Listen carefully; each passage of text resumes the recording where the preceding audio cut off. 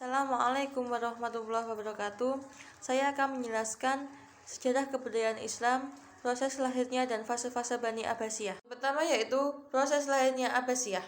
Kekhalifahan Bani Abbasiyah merupakan kelanjutan dari Kekhalifahan Bani Umayyah, di mana pendiri Bani Abbasiyah adalah keturunan Al-Abbas, paman Nabi Muhammad SAW, yaitu Abdullah Al-Saffah ibnu Muhammad ibnu Ali bin Abdullah ibnu Al-Abbas.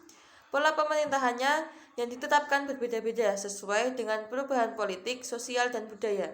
Abdullah bin Muhammad alias Abu Al-Abbas diumumkan sebagai khalifah pertama dinasti Abbasiyah tahun 750 Masehi. Dalam khutbah pelantikannya, ia disampaikan di Masjid Kufah. Ia menyebut dirinya dengan As-Saffah atau penumpah darah, yang akhirnya menjadi julukannya. Hal ini menjadi permulaan yang kurang baik di awal pendirinya, di mana kekuatannya tergantung kepada pembunuhan yang ia jadikan sebagai kebijaksanaan politiknya. Ketika dinasti Umayyah berkuasa, Bani Abbas telah melakukan usaha perebutan kekuasaan. Bani Abbas telah mulai melakukan upaya perebutan kekuasaan sejak masa Khalifah Umar bin Abdul Aziz. Khalifah itu dikenal liberal dan memberikan toleransi kepada kegiatan keluarga Syiah. Gerakan itu didahului oleh saudara-saudara dari Bani Abbas. Propaganda Abbasiyah dilaksanakan dengan strategi yang cukup matang sebagai gerakan rahasia. Akan tetapi, Imam Ibrahim, pemimpin Abbasiyah, berkeinginan mendirikan kekuasaan Abbasiyah. Gerakannya diketahui oleh Khalifah Umayyah terakhir, yaitu Marwan bin Muhammad. Ibrahim tertangkap oleh pasukan dinasti Umayyah dan dipenjarakan di Haran. Ia mewasiatkan kepada adiknya yaitu Abul Abbas untuk mengganti kedudukannya ketika tahu ia akan dibunuh dan memerintahkan untuk pindah ke Kufah, dan pimpinan propaganda dibebankan kepada Abu Salamah. Selanjutnya yaitu fase-fase pemerintahan Bani Abbasiyah. Pemerintahan Bani Abbasiyah terdiri dari 4 periode. Periode pertama yaitu semenjak lahirnya dinasti Abbasiyah sampai meninggalnya Khalifah Al-Watsik. Periode kedua yaitu mulai Khalifah Al-Mutawakkil sampai berdirinya Daulah Bauhiyah di Baghdad. Periode ketiga yaitu dari berdirinya Daulah Bauhiyah sampai masuknya kaum Saljuk di Baghdad. Periode keempat yaitu masuknya kaum Saljuk di Baghdad sampai jatuhnya Baghdad ke tangan bangsa Mongol di bawah pimpinan Hulagu Khan.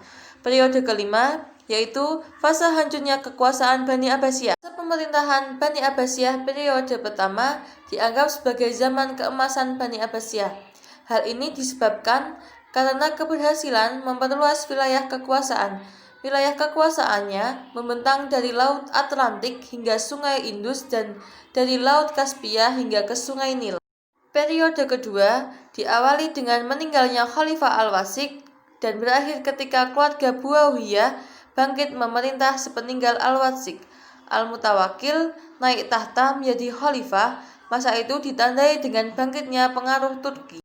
Ketiga, ditandai dengan berdirinya dinasti Buawiyah, yaitu pada masa ini jatuhnya Khalifah Al-Mutakfi sampai ke Khalifah Al-Qaim. Kekuasaan Buawiyah sampai ke Irak dan Persia Barat. Sementara itu, Persia Timur dan Afghanistan yang semula di bawah kekuasaan dinasti Samaniyah beralih kepada dinasti Ghaznawi. Kemudian, sejak tahun 869 Masehi, dinasti Fatimiyah berdiri di Mesir. Periode keempat ditandai dengan ketika kaum Saljuk menguasai dan mengambil alih pemerintahan Abbasiyah. Masa Saljuk berakhir pada tahun 656 Hijriah atau 1258 Masehi, yaitu ketika tentara Mongol menyerang serta menaklukkan Baghdad dan hampir seluruh dunia Islam bagian timur. Periode kelima, di mana perang salib sudah mulai mempropagandakan kekuatan Islam, dan puncaknya pada 1258 Masehi, pasukan Mongol yang di bawah pimpinan Genghis Khan berhasil mencapai Baghdad dan menaklukkan kota tersebut.